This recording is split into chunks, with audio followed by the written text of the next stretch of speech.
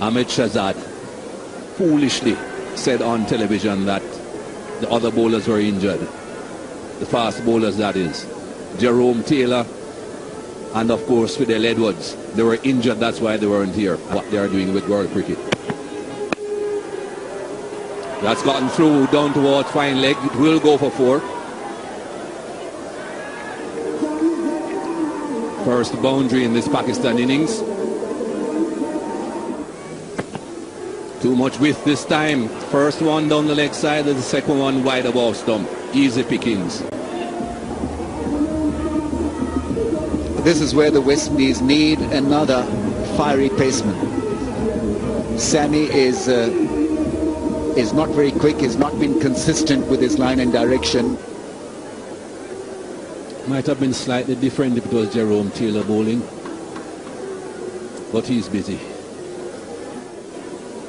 And just to get back to the point about the IPL, Rambo, what I was saying then is that you'll never see it clashing with an Indian series. Never.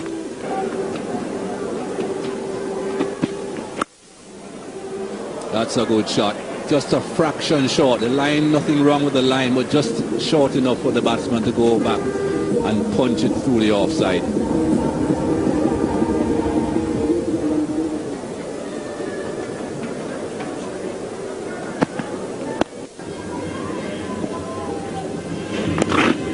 Runs. Has gone very fine. Simmons possibly has done a pretty good job there, saved his team a run.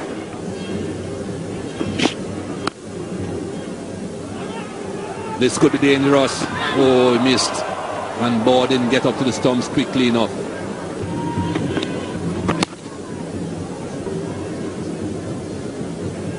I don't think he could possibly... A lot of risk for just a single. And the bowler followed him instead of just hitting the stump. A good-looking player, Ahmed Shehzad, on 49. 50 to him. His first 50 in one-day internationals. He does have 100, and he'll want to convert this half-century into 100 as well.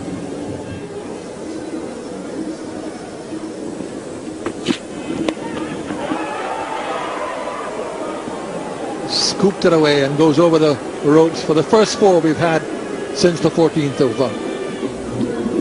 and you can see here the Pakistanis now just want to accelerate, as Jeffrey Dujon was commenting. It's the first real piece of improvisation. So there's a little gap.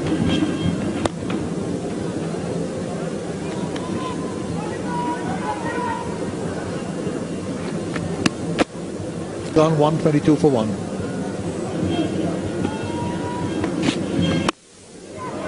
Over the top of mid-off. Deliberately played and goes for 4. Bravo has brought the mid-off into the ring. He's gone over the top. Another boundary. So all of a sudden, without any boundaries between over number 14 and over number 31. We've got quite a few now.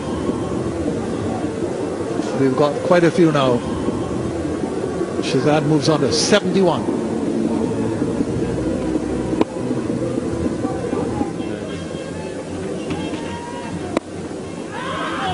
Down the wicket. In the air, Bishu is travelling after it, and it's gone for 6. It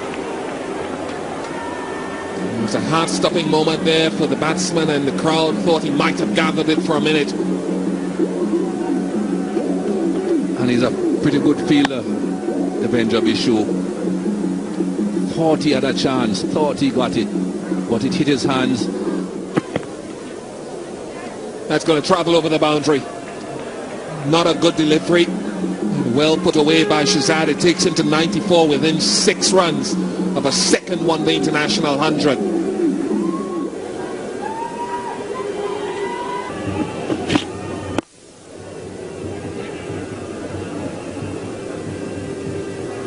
Really has been one mature innings from Ahmed Shehzad.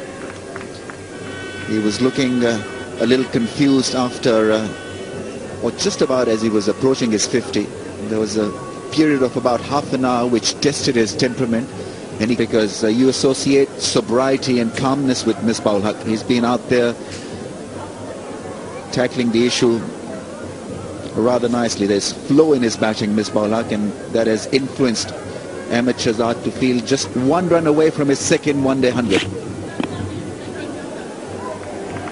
And he gets it. He'll raise his bat to his mates out there in the dressing room. Shahid Afridi will be a happy man because he backed his selection for this tour. He was under a lot of stress from the critics. He had quite a average World Cup event, but he's bounced back rather nicely with 100.